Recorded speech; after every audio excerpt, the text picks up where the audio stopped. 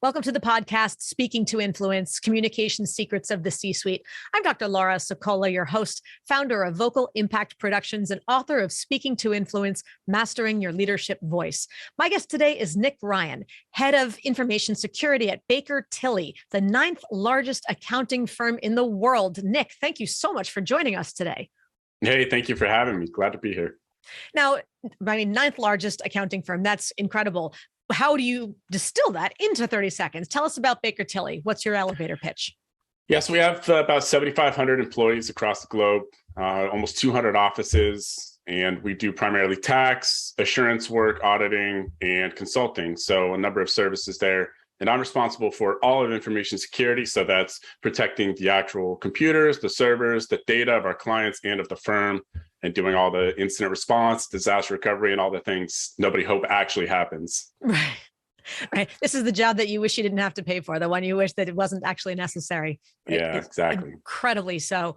Now, what's your favorite part of your job? Because it sounds like that, again, the job that no one wishes was necessary, and yet here we are. So what's fun about it? What do you like best?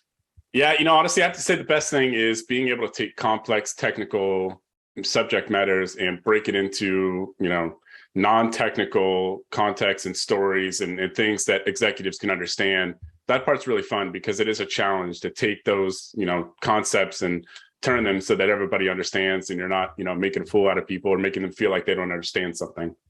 And that's hard sometimes, isn't it? To take, when you know that much about something, you're the expert. That's why you're the head of it. So, but to be able to explain it to somebody who is otherwise a perfectly intelligent, perfectly experienced, perfectly, professional and knowledgeable person about other stuff, and figure out how to get your point across to them, right? That translation, it just is becomes such a crucial skill.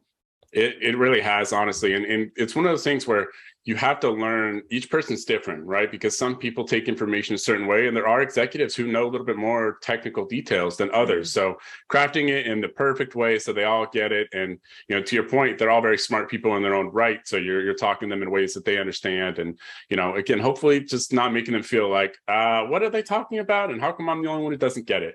Right. Right. And chances are they're not the only one. If you're being too technical in the weeds, there are a lot more. I always tell students and others to ask the question because chances are someone else is thinking the same one, and usually more than one for that matter. Oh, yeah, absolutely. Now, what's one of the big issues of the day, and how do you have to adjust your messaging when talking to different stakeholder groups about it? Yeah, so there's in the information security space across, all of the United States and the world right now, there's a huge uptick about privacy and how companies are protecting your information, my information as consumers, and how we process and store and when we delete it and things like that. So, there's all these states that are coming up with new laws and regulations, and we may see a nationwide federal level, law that's going to be passed soon that's going to force companies to really take privacy of consumers very seriously. And this is a very tacit and salient topic because we don't want to be talking to attorney generals in different states to have information that was accidentally sent or collected or not destroyed and things like this, and have to pay a fine. So, and to your question about talking to executives, it's each executive wants to hear something different when it comes to this issue. So we have, I report to the risk committee, and there are several people on this committee. We have the chief risk officer, who all he really cares about is the risk of whatever decision we're going to make by going down this road of, protecting the firm's data. Are we going to be higher risk, lower risk? There's some qualitative ROI that they want to see of, us protecting data. What does that actually mean? Are we going to improve customer trust, which is, of course, a qualitative measure, or is our brand reputation going to be satisfactory? And then we have, the CFO, who all really cares about is the numbers. What are you going to spend on these tools to protect all this consumer information, and how much is it going to cost in the end of the 5-year term? And then the chief legal, of course, legal is very concerned with what does this mean for, actually naming this data, putting it in one place, tagging it with, this is confidential, this is personally identifiable information. And they really care about what is our interaction going to be with lawsuits and possible litigation. So there's a number of different angles to it of every party that's involved. Absolutely. And you did a really great job. Thank you for breaking down the kind of overarching mindset of who's in risk, who's in finance, who's in legal, who's in something else, because we really do need to be able to, and hopefully everybody else will take notes on that to some extent, at least asking themselves questions. Okay, who are my stakeholder groups and how do I articulate in kind of one sentence what they care about that's different from what somebody else cares about? Because we do need to be able to hit on each of those things uniquely so everyone's needs are met, but in a way that isn't completely leaving others out of the dust. Or if you are going to tangent momentarily for that person, then you quickly either bring the others in or go back to the broader audience. But I actually want to go back to one thing that you said. You used a phrase that I hadn't heard in this way before, and I'd love for you to explain it a little bit more. You touched on it, but I want to make sure people didn't lose it in the course of the rest of the content. And it's the notion of qualitative ROI, especially like you're in accounting at that point. So everything's numbers, isn't it? What possibly could be qualitative and not quantitative ROI? And for those out there who aren't familiar, ROI is return on investment. So what kind of work would you need to do that would be measured in a qualitative return? And what would that return look like if it's not about the bottom line? Yeah, you're absolutely right. The easy, metric is the quantitative, right? The quantitative measurement of it's going to cost this amount of dollars and we're going to receive this tangible, percentage of revenue or, something like that. So qualitative ROI is very important in the information security space because there are certain metrics. For example, brand reputation. That is something that you can't actually put a number to, but we want people, when they think of Baker Tilly, to think, I can trust them with my data. I haven't seen their name in the news for having a privacy data breach. They're not on the front page of the New York Times because they mishandled, a company's tax return information.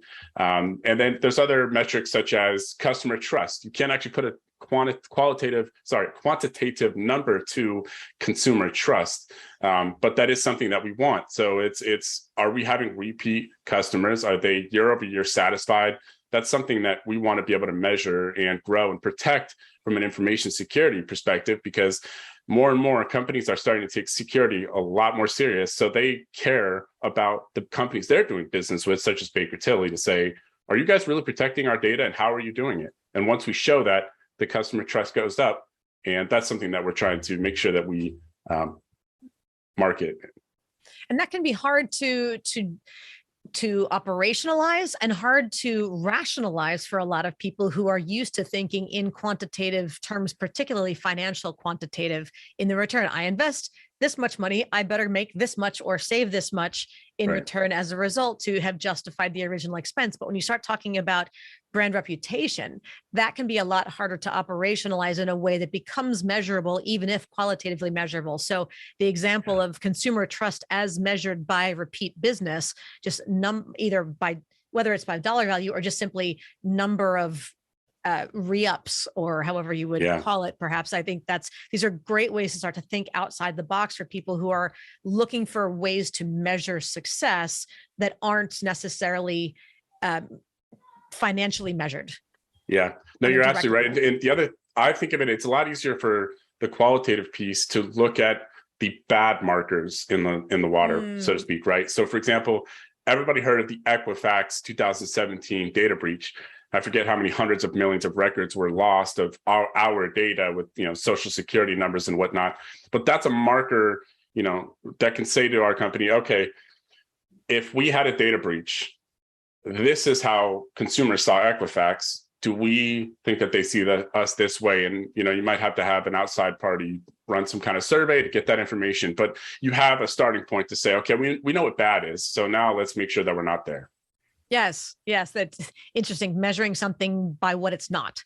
So it's much easier to decide, well, we know we don't want this. Yeah. So how well did we avoid that? That's a really interesting way to take a whole different spin on it. Now, in doing all of this, what's a communication skill that you are really good at? And what's something that you wish you were better at? Yeah, so I would say I'm really good at being able to understand the needs from each of these stakeholders, because like we touched on, I know that the chief financial officer is really going to care about the dollars and cents of the investments that we're making, that we have made in the past and where we're going to be in the future. Chief legal really cares about, hey, have we had any lawsuits? Are we projecting any? Have we, are we setting aside any contingency money for this to make sure, if we do get brought in, we can handle it? And then the chief risk officer is, looking at a number of things and looking at our overall risk score. So I think I'm good at being able to take the different executives and give them what they need. What I wish I was better in, and it's tied into the same area, is having a presentation that meets the needs of each executive at the risk committee level without giving too much detail, without, not getting exactly what they want to see. That's a really fine art, and I still am working on that. I think so much of that not only is about understanding the lens that each of them is looking through, that whole general broad spectrum, know your audience, but also then there's going to be personality differences. There are going to be people in a particular role who are super detail oriented. They're really high C in the disc. They like to dot the I's, cross the T's. They want to know the data behind it. And there are going to be those who were their successors, who maybe in the exact same role, or could be their predecessors, who are like, no, don't bog me down with all the weeds. I don't want to get lost in the weeds. Just give me the 30,000 foot view, and I trust you on the rest. You can send me the rest in a PDF later on, and I'll skim it. And it really is going to be very personality driven, just as much as role. So the flexibility in being able to do that effectively going to keep you on your toes, huh? It is. It really is. And there's even some people have certain ways they like to see the actual visual representation of the presentation, right? Like I have some executives who love to see infographics. They love to see that marketecture, diagram that calls it out really pretty. Did you just call it marketecture with an M? Yeah, marketecture. I haven't heard that word. So wait, what is marketecture? Like marketing, architectural, something? Right. So right, exactly. So the way that you're trying to show the architecture of, something that you're designing for a security product, for example, putting all these fancy words and logos and diagrams and all this within it, we call it marketecture. It's kind of a funny, So some people love to see that, where others want to see, give me a wall of text or just give me a brief. I don't care about, this. And then there's other executives who say, I just want to see the dollars and cents. What do you need from me to sign off on this dollar amount or not? So crafting that presentation to hit them all is certainly a fine art. Marketecture. So I'll match you creative or big word with a new big word. So marketecture is an example of what's referred to as a portmanteau. The portmanteau word is when you take, two words and you smash them together, or like they would do with celebrity names like Brangelina or those kinds of things. So this is a portmanteau word, marketecture. I learned a new one today. See, I'll swap you a lexicon for a lexical item. Awesome. So I'm done geeking out now. Back to our regularly scheduled program. Now, how, sort of using bizarre portmanteau words on podcasts, how have you had to learn to shift your speech style or approach to connect with different groups more effectively? And was it ever hard to adapt while still being yourself? Absolutely. I mean, learning how to communicate effectively and with different, personality types is something that does take time, right? And I've seen that in my own career. And I actually have a great example of how I learned what not to do. And I used to report directly, this is years ago, I used to report directly to the CFO. And I was at the time a supervisor in the technology group, and there was nobody above me. And I was doing the manager job. The manager role was there, but nobody was filling it. And I was, building up a lot of resentment of, hey, I'm not getting paid enough. I'm doing the manager role, but I don't have the title. I'm driving, 110 miles a day to get to and from work. Oh, that sounds when like the home office I should be working at is 10 miles down the street. And, I didn't feel like I had the communication style that worked with my boss, and everything just felt off. But I never communicated that. I was always trying to hold the front of, I'm Superman. I get it done. They know when they pick up the phone and call Nick, he's going to solve their problem. And I wanted to hold that perfect, Superman, persona out to the firm as a whole, and especially my boss. And finally, I couldn't take it. And I ended up putting in my notice, and I gave her 2 weeks notice. She was completely thrown off by that, didn't see it coming. And we had, a really long heart to heart. And I ended up learning about what it really means to be vulnerable with what's going on with you. How are you feeling about certain things? And how to understand if there is a breakdown between communication styles, how to bridge that gap, how to say, hey, you know what, I didn't understand what you said when you meant that. Can you explain it a little bit more? Just certain things that I learned with that interaction that was really priceless in how I move forward from that. I can imagine how that conversation went. So happy Tuesday, boss. I just want you to know I'm this is my letter of resignation. This is my 2 weeks notice. I can see eyes opening wide, jaw hitting the floor. And the next sentence was what? The next sentence was, "Are you serious?" And then the sentence after that was, "What? Why?" And she ended up actually canceling all of her meetings for the rest of the day. And we ended up sitting in her office for probably about 3 hours, going back and forth. And she was wonderfully emotionally intelligent, able to help me understand, where she was coming from and I was coming from. And we had this great conversation. And yeah, it was probably the best thing that could have happened to me. And did you end up leaving or staying? I actually ended up staying. So after we had all this conversation, we had it out about every topic, and I was able to say what was working for me, what wasn't. She ended up saying towards the end, "You know what, just do me a favor and write down everything that you want. The retention bonus, the salary bump, whatever you want, title, I'm telling you anything you want." And she said it was really for her, so that she knew that if I gave it to her and she couldn't meet those, that she at least had given it a try. And after having that conversation, I was certainly much more open to it. So I did that. I wrote this list, and I remember kind of giggling walking in internally, thinking like, there's no way she's going to say yes. This is crazy. I put some crazy numbers on here. I put some crazy asks. And I remember I set it on her desk, and she looked at it and said, "Yep, approved, everything. Please stay." My jaw hit the floor, and Yeah. I said, "Okay, you know what? If you're gonna meet everything there, I'm in." So we ended up signing it, and I'm actually still here. So it worked out really well. That's awesome. Now I'm curious if we can, in the course of those 3 hours that you were talking, what did you learn? Yeah, honestly, I learned a lot. One, about myself. I learned how I was hurting myself by not speaking up and asking questions, or making assumptions about what she was saying or what her expectations were. I was taking what she had said and I'm running with that and making up this whole story about why she said it, when I really should have asked for clarity. Like what? Can you give an example? Where were you projecting certain assumptions? Yeah, a big one for me was actually the office drive, which sounds kind of minimal, but I mean, the San an Diego hour office, each way, and right, yeah, exactly. Sure. So the office I wanted to work in was 10 minutes from, 15 minutes from my house, and the office where she worked and the executive teams worked was in Irvine, which is about an hour and change away. And there would be times where she would say to me, "Nick, I need you for this meeting." And I would instantly take that little blurb, "Nick, I need you for this meeting," as meaning she's saying I have to be in the Irvine office. And I wouldn't ask her, "Hey, does that mean I need to be there? Or does that mean I just need to remote in," or whatever it might be? And there were a lot of times I would drive up there and then realize I could have done this remotely, and then I should have said, now that I know this, I should have said, "Hey, do you actually need me to come up there? Is there a reason I cannot just go to this office and do it from there?" And be a little bit more inquisitive of her ask. So that would be an example of something. It seems so minor, but it is, I built this whole story of she wants to see me in person and I have to sit next to her. And I made this whole, situation up that really didn't need to be made up. It's amazing the things that we realize. Is there another example of an assumption that you made? That you realized? Yeah, let's see.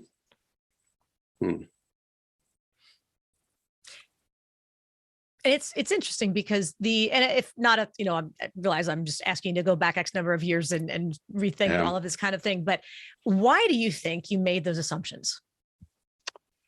Yeah, I think, to be honest with you, in my mind, I felt like asking questions or trying to clarify was being an inconvenience to my boss.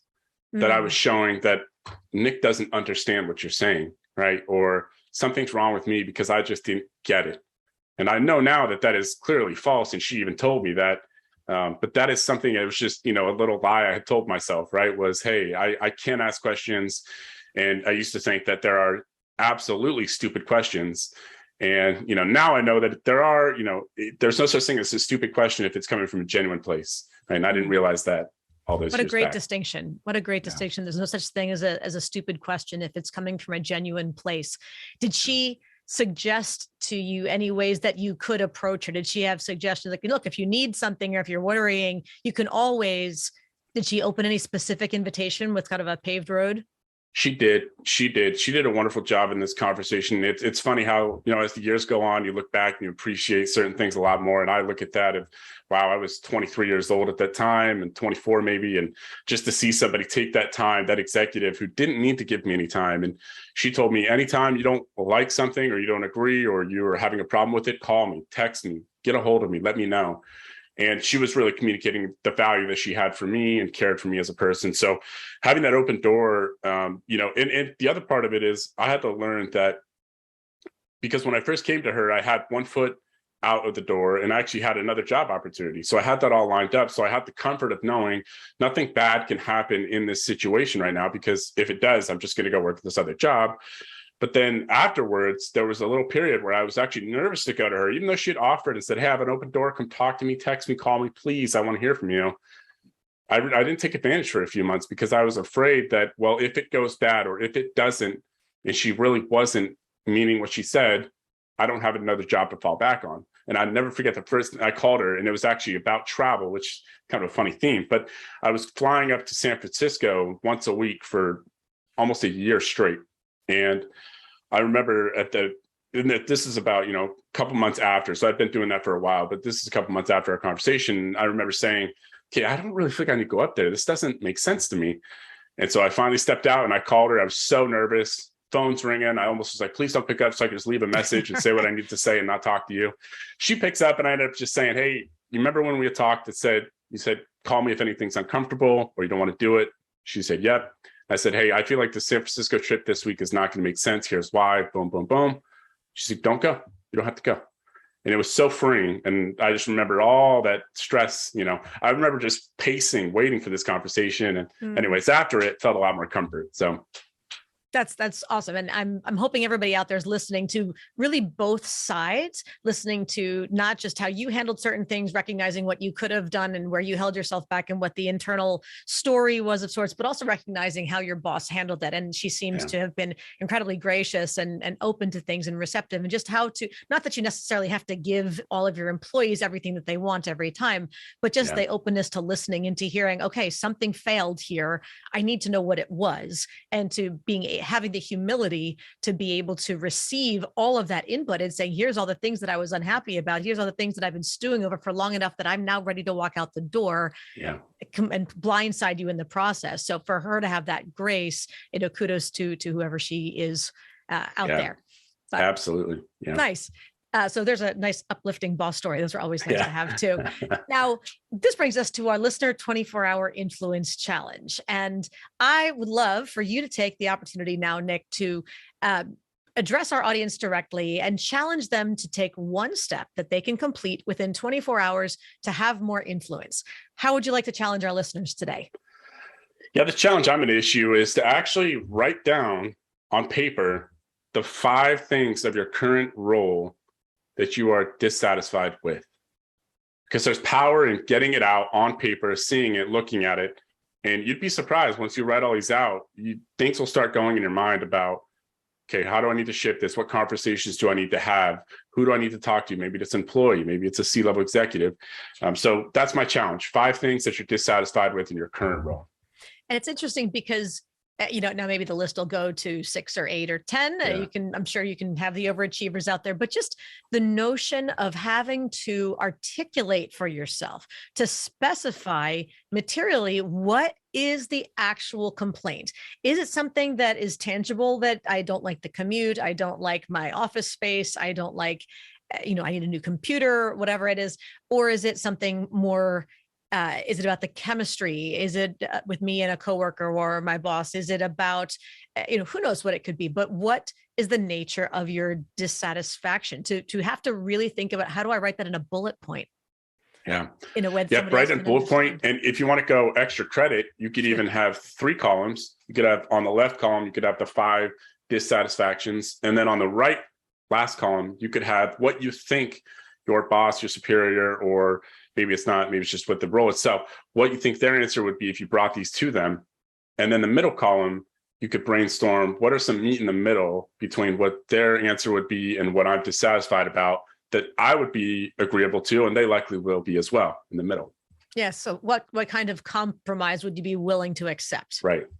Yes, yes. And I'm gonna, it sounds like it's not just about if you are in a larger organization where you have a boss per se, but you could be a solo, you could be an independent contractor, you could be a smaller business owner and still be able to look at this and say, where am I dissatisfied and what conversations do I need to have to change this? Either conversations with myself to say why it's my business. So if I'm not happy with it, what am I doing wrong? Or is it Yeah, who I'm contracting, outsourcing stuff to? Is it my my family that I need more support from? What is the nature of the conversation I need to have with whom about each of these points? Because heck, if you're your own boss and you're unhappy, that's a problem. Like, you don't go into absolutely. work for yourself so that you can still be unhappy and Absolutely. frustrated with your boss, because there's only one person to complain to at that point.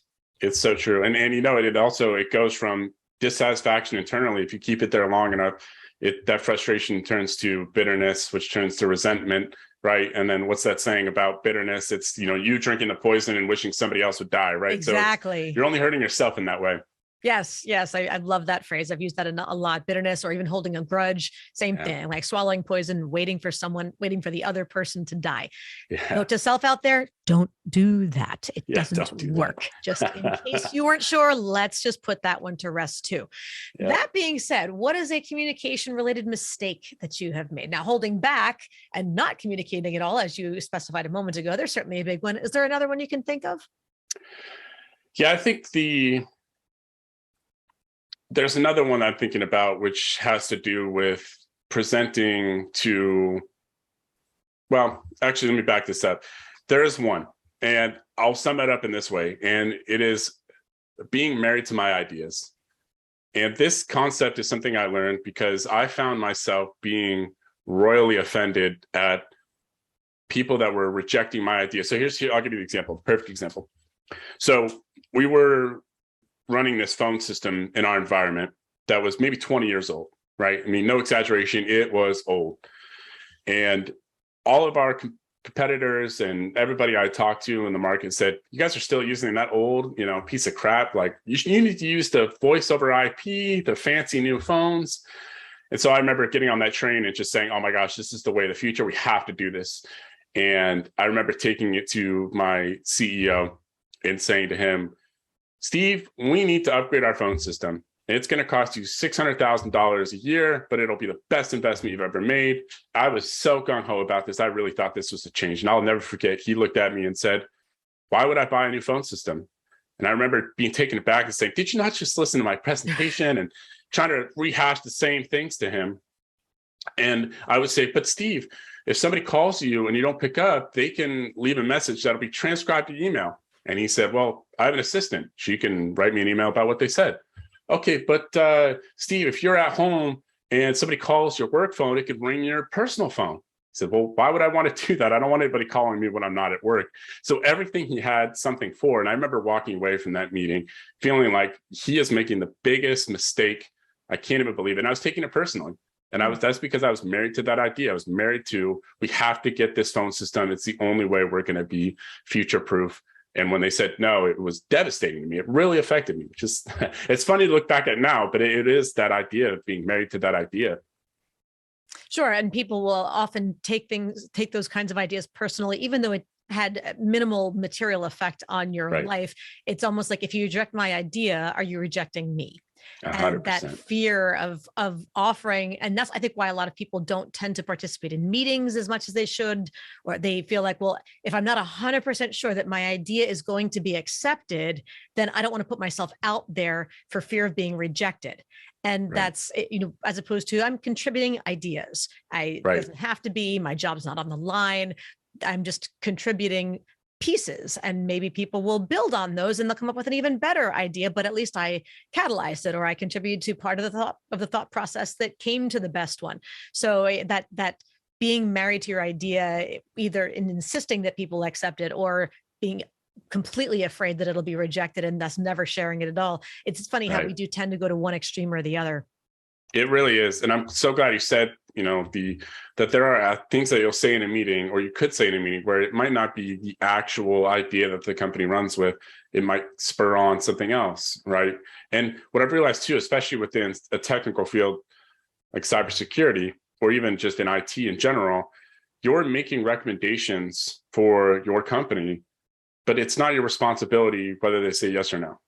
So it's their decision. You're making the recommendation, and living with that and understanding that, this again is not a personal affront to you. It's the company saying, we don't want to go down that route. So, okay, that's fine. We'll go down another route. So. And often it may be a question of taking a few steps back and saying, okay, why did they not accept what to me seemed to be completely obvious? Maybe my explanation wasn't hitting the mark. Did I talk too much about features and not really share the benefits, or not understand that, okay, well, what are his priorities? Because he clearly didn't want people to be able to reach him at home and to transcribe and whatever else. But is there a broader value that it would have to everybody else that would then roll up to? Clearly, we missed the mark on the pitch. So maybe it's not that the product or the idea was wrong, but the pitch missed the mark. There's lots of things that we can consider. So love dissecting all that. Now, what about the virtual world? And we started talking about telephones there. Now, of course, 20 years later, we're in a much more high-tech space. For you and your team overall, how has your virtual presence improved in the last 2 years? And what's something that would help you be even better? Yeah, it's interesting because we, of course, with COVID and everything, it shifted. It really forced us to learn how to do, Zoom calls, learn how to interact with everybody. So I think one thing that I've taken to my team is we have a policy, no matter what, you're turning on your videos, because it is so easy to go into a meeting, turn off your video and not pay attention, go and, make yourself something to eat or whatever. You're not really present in the meeting, and that makes the whole meeting go down in efficiency because people aren't focused. But if your cameras are on, you're looking at each other. The virtual backgrounds, which I know you and I were speaking earlier, kind of laughing about the virtual backgrounds, but that could be a distractor. So we have people on my entire team, we've taken off virtual backgrounds, no matter how messy it is, no judgment-free zone. Well, we only judge you if you have a virtual background, but making sure that we're clear with each other, we could see each other and interact as close as possible. The other thing we started doing is having happy hours with each other. I do them quarterly with my team, and that's great to have, a time where we're not talking about work.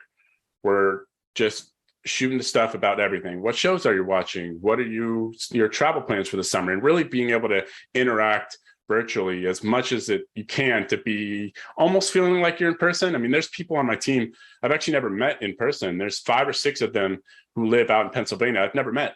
But because we interact so much, and we interact not only professionally, but also, on the side with happy hours and other events, it does feel like we're, a part of the same. Almost, the team feels a lot closer. It's the best way to say that. And you're in Southern California. You're down in San Diego. I'm in San Diego. Area, right? Yep. Right. Yeah. So, and I'm here in Pennsylvania, and we're definitely the other side of the planet, or at least the country, as it were. So, now, and what's something that would help you be even more effective? I think, that the eye contact's a big one.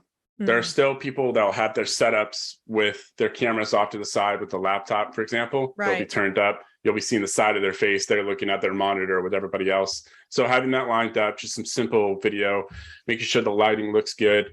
And, I told my team too that, our interactions just in general, virtually, in order to stay close, they have to be a lot more connected in every means. So for example, we use Microsoft Teams, which is great. We're able to chat all day long. We have channels for each, project and group, and people are able to share ideas and make jokes, post funny memes, things like that. So I really try to encourage everybody to interact. I wish we would interact a little bit more. And I do think that it is sometimes hard to make sure that your emails are coming across in a way that if you said them verbally would be appropriate. So the, kind of bedside manner, if you will, with clients and partners of the firm, so I tell my team, look, pretend like you are going to say these words out loud, read your email out loud and see if it sounds good, or if it makes it sound like you're talking down to them, a little bit condescending, things like that. So that's something I'm trying to work on my team, is a little bit more of the, the email etiquette, and make sure your responses are a little bit more polished. Sure. Now, speaking of teams, and we talked earlier about getting promotions and new jobs and raises and all those kinds of things. What is something, when you think about promotion into real leadership roles at the higher levels, what's something that has disqualified or at least delayed an otherwise technically qualified internal candidate from taking a leadership role? And what would they have needed to do to fix the problem? Yeah. And honestly, it's funny. It goes right back to what I was just talking about with the bedside manner with clients, because, from a technical field, it's very easy for some people to think or forget that you're actually there to serve the business. The business is our clientele. And I've had a few people who wanted to move up in the ranks, very, very technical and qualified, but the way that they spoke to partners, the way that they handled issues, their abruptness, their, making people feel like they didn't get it, you didn't understand it, I'm the only one who understands it.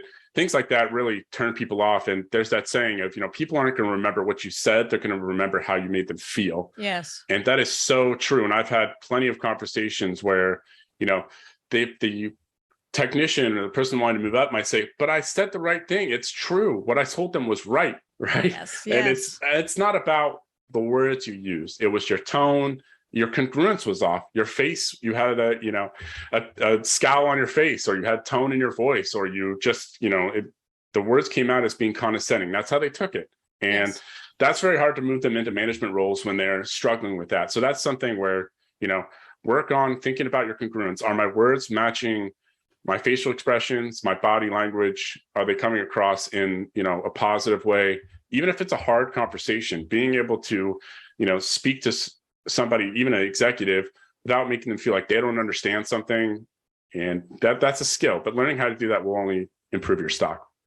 Absolutely. And it just, my heart just did a little happy dance because you mentioned the congruence or the alignment, that verbal, vocal, visual connection, the words, voice, and body language.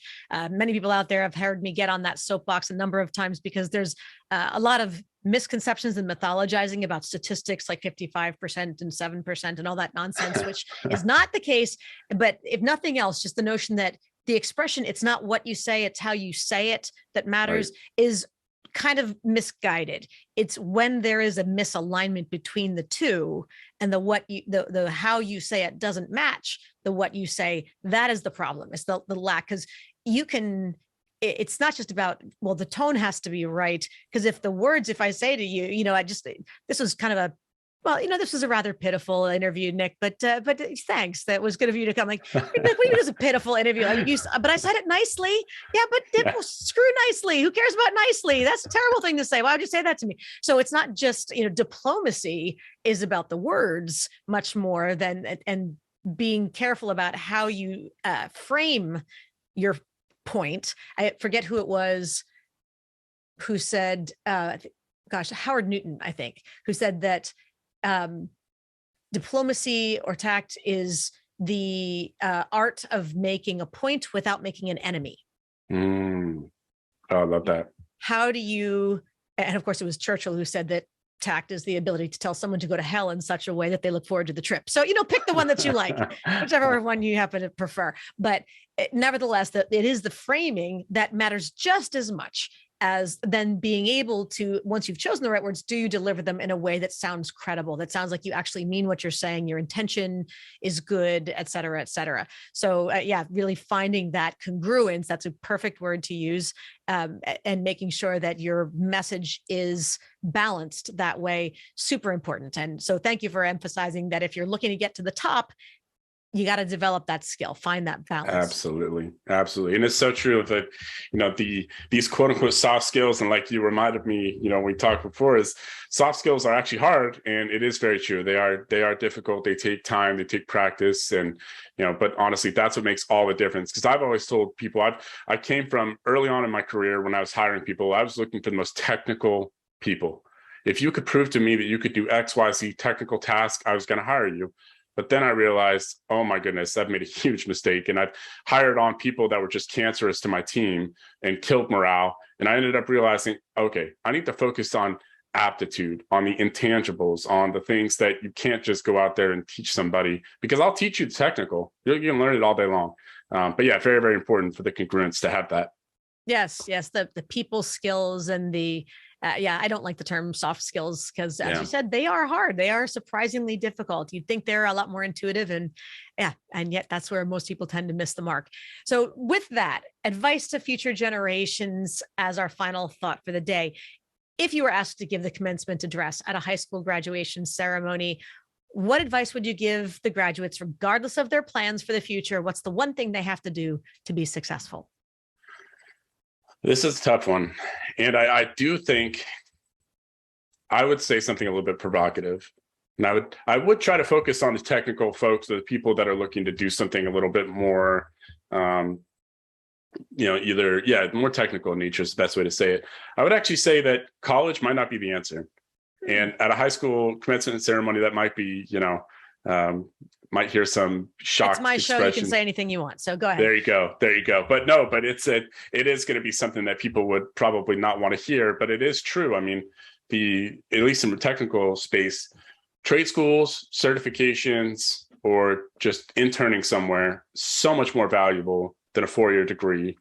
And in a technical field like cybersecurity, I don't care if somebody has a poli-sci degree, a mathematics degree, those have no bearing. It all comes down to, if you've interned, if you have experience, if you have certifications or technical aptitude.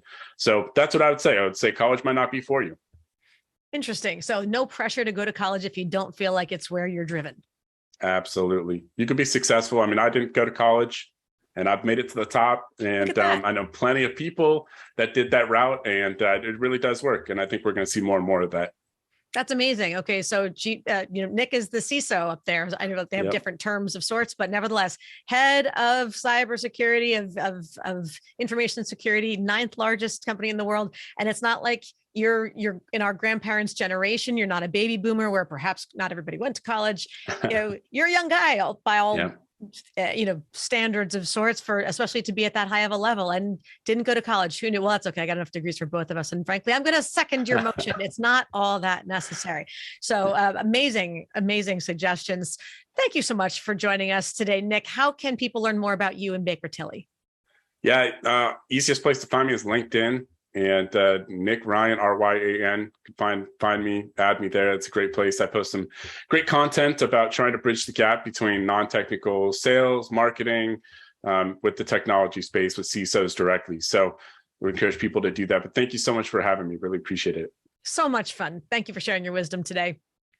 And everybody else out there, thank you for tuning in as always. Be sure to subscribe if you haven't yet, so you never miss an episode. And don't forget to give us a 5-star rating on Apple Podcasts, iTunes, and anywhere else, so we can help even more people increase their confidence, presence, and influence. And of course, if you want to download my free guide to equipment recommendations for virtual influence, including my picks for microphones, lights, and more, go to speakingtoinfluence.com.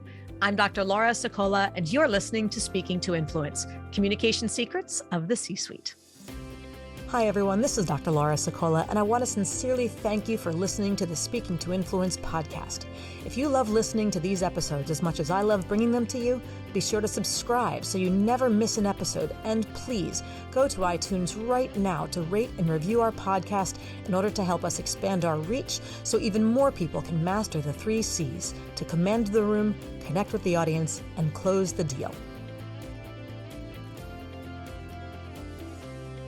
Thanks for listening to Speaking to Influence, Communication Secrets of the C-Suite, the show for leaders who want to speak with impact. The hosts, producers, owners, and media distributors of the show make no guarantees that the strategies and information discussed will result in profit or other success, and may result in losses. The opinions and statements of the hosts and guests do not necessarily reflect the opinions of the owners, staff, managers, broadcasters, or sponsors of the show. No medical or psychological therapy or personal or professional wellness or relationship advice is offered in the show. You are advised to seek counsel on matters related to your health, family, relationships, job, or other business and legal matters from licensed advisors in those areas prior to making any changes in business or lifestyle. No information provided may be suitable in your situation. As always, take responsibility for the decisions and actions you take, including the reactions they may make in your work, family, health, and life.